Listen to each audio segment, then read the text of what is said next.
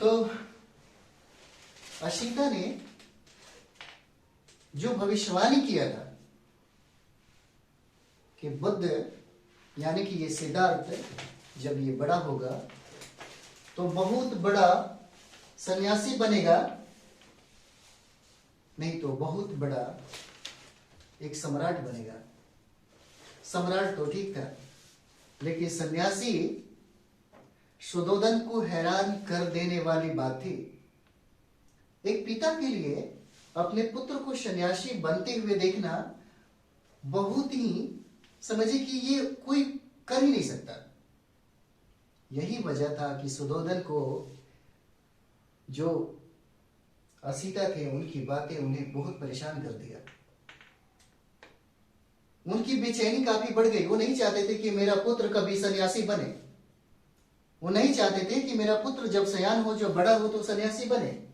इसीलिए सारी सुविधाएं अपने महलों में ही बुद्ध के सिद्धार्थ के लिए कर दिया। जैसे धीरे धीरे जब सिद्धार्थ बड़े हुए, 16 साल की उम्र में उनकी शादी यशोधरा से कर दिया गया। उस समय उस जगत की सबसे सुंदर कन्या थी, जिनका और भी नाम है, यशोधरा का और भी नाम है, जैसे बिंबा बोलते हैं, गोपा बोलते हैं, बदकशना भी बोलते हैं। 16 साल की उम्र में शादी के बाद शुद्धोधन ने देखा कि इस व्यक्ति का मन कहीं सन्यास की तरफ भटक तो नहीं रहा है। तब उन्होंने मनोरंजन के बहुत सारे साधन मुहैया करा दिए। नाच गाने का, बहुत सुंदर गणिकाओं का भी प्रोग्राम उन्होंने रख दिया। लेकिन बुद्ध के जिंदगी में, बुद्ध के जीवन में ये सब चीजें रास नहीं आई। और कुछ ही दिनों के बाद, कुछ ही वर्षों के बाद इन्हें एक पुत्र की प्राप्त होती है, और पुत्र का नाम रहता है राहुल। पुत्र का नाम रहता है राहुल।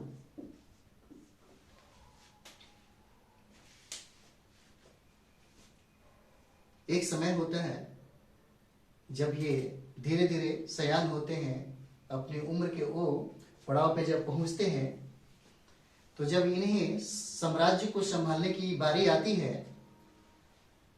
तब वो अपनी सारथी से बोलते हैं।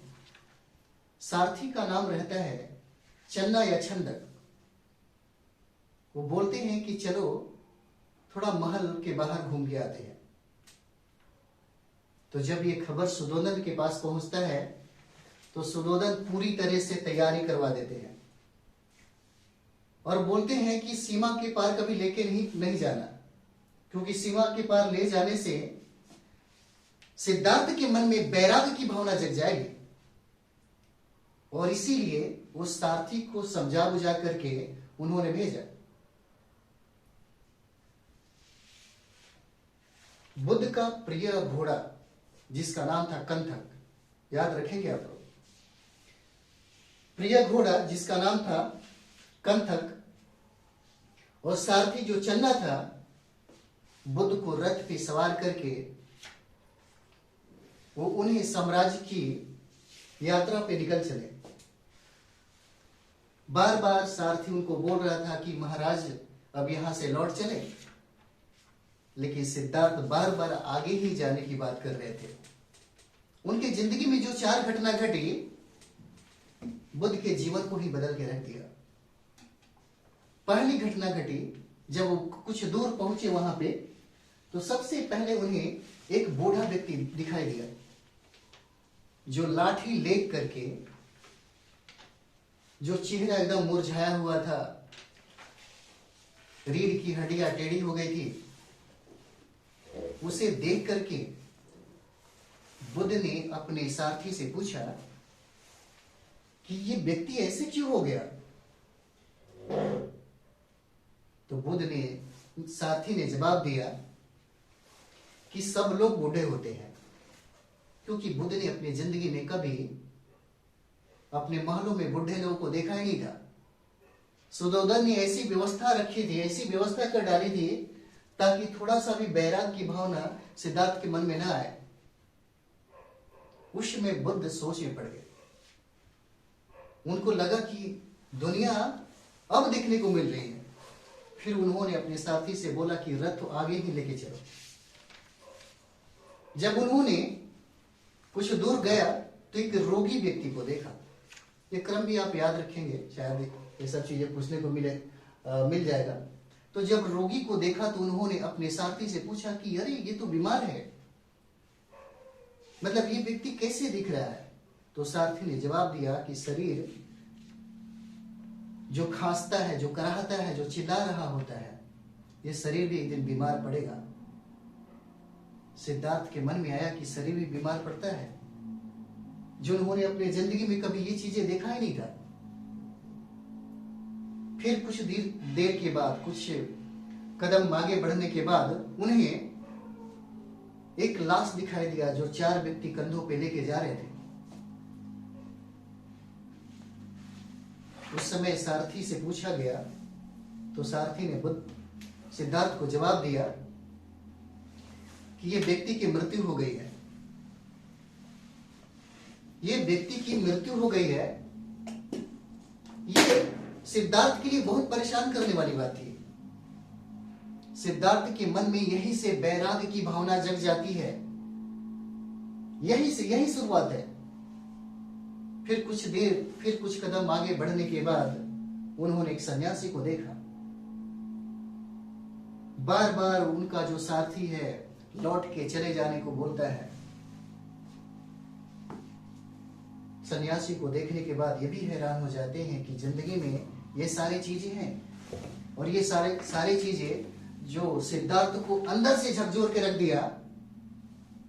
जब ये महल जाते हैं, जब ये घर जाते हैं, तो यही सब चीजें सोचने में पड़ जाते हैं। अचानक एक समय आता है कि उन्होंने अपनी पत्नी और पुत्र को छोड़कर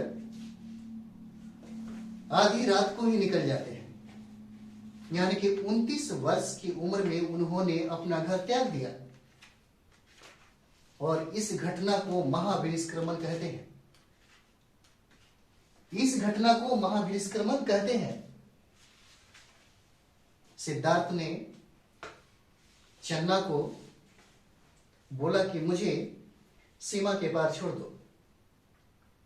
जब उन्होंने रथ पे सवार हुआ और उनका जो प्यारा घोड़ा था कंथक, जब सीमा पार किए तो उन्होंने अपनी सारी वेशभूषा, जो भी हीरे जवाहरात जो भी थे, उन्होंने उतार करके अपने सारथी को दे दिया। उनको बहुत मनाया गया। सारथी उन्होंने बहुत रोकने की कोशिश की, लेकिन वो नहीं माने और उन्होंने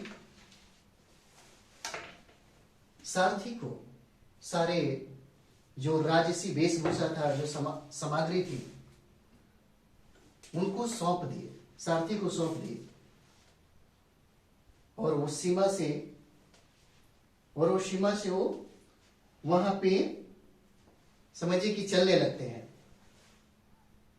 और बता दें कि अनोमा नदी के तट पर उन्होंने अपना सर मुड़वाया और उन्होंने सन्यासी या भिक्षु का वेश ग्रहण किया। और उन्होंने वेश ग्रहण करने के बाद वैशाली के एक बहुत ही प्रसिद्ध जो सांख्य दर्शन के प्रणेता थे, जिनका नाम था अलार्क नाम, उनके आश्रम पहुंचे ताकि इन्हें सन्यासी बनने का या निर्वाण प्राप्त करने का कुछ ज्ञान प्राप्त हो जाता है। और इसी ज्ञान प्राप्ति के लिए उन्होंने अपना प्रथम गुरु अलार्क राम को माना। उन्होंने अपना प्रथम गुरु अलार्क राम को माना। और अलार्क राम को अपना प्रथम गुरु माने और उन्होंने काफी तप करना शुरू कर दिया। तप करने के बाद सिद्धार्थ ने अलार्क कलाम को अपना प्रथम गुरु माना और अलार्क कलाम ने कहा कि आप कठोर तपस्या करिए ताकि आपको ज्ञान की प्राप्ति हो जाए। तब उन्होंने कठोर तप किया। एक जंगल में जाकर के उन्होंने कठोर तप किया और कठोर तप में उन्होंने अपने शरीर को ही गला के रख दिया। इन्होंने अपनी जिंदगी में ऐसी तपस्या कभी नहीं की, ऐसी तपस्या कि मृत्यु की तरफ ये जा रहे थे। देखिए, संजोग कहिए कि उस जंगल में कुछ महिलाएं कुछ काम करने के लिए गई और कुछ महिलाओं का एक समूह था जो ये गाना गा रहे थे कि सितार की सूत इतना ना कसो, इतना ना टाइट करो कि वो टूट जाए, और उसे इतना ना ढीला करो कि उससे आवाज ही ना आए। ये महिलाओं का जो गीत था सिद्धार्थ के लिए एक सबक था, और उनको ये आभास हुआ कि अगर हम ये कठोर तपस्या नहीं त्यागे तो हमारी मृत्यु हो सकती है। यही वजह था कि उन्होंने 49 यानी कि 49 दिनों का उपवास उन्होंने तोड़ दिया, और तोड़ने के बाद बहुत ही सुंदर एक कन्या थी जिनका नाम था सुजाता। इनके हाथों से उन्होंने खीर खाया। खीर खाने के बाद जो उनके साथ जो 5 ब्राह्मण थे वो उनका साथ छोड़ दिए। इनको लगा कि बुद्ध अब पाखंड हो गए, सिद्धार्थ अब पाखंड हो गए, अब इनको ज्ञान की प्राप्ति नहीं हो सकती। तब उन्होंने खीर खाने के बाद उरुवेला की तरफ प्रस्थान किए और 6 वर्षों के तपस्या भटकाव के बाद उन्हें पीपल वृक्ष के नीचे निरंजना नदी के पास तट पे उन्हें ज्ञान की प्राप्ति हुई। और यह ज्ञान की प्राप्ति उन्हें पूर्णिमा के दिन होता है। उन्हें यह ज्ञान की प्राप्ति पूर्णिमा के दिन होता है, यानी कि वहीं पे बुद्ध। तो सिद्धार्थ को निरंजना नदी के तट पर, यानी कि निरंजना नदी के तट पर पीपल वृक्ष के नीचे उन्हें ज्ञान की प्राप्ति हुई। उन्हें ज्ञान की प्राप्ति हुई और यहीं से तथागत बुद्ध बन गए। यहीं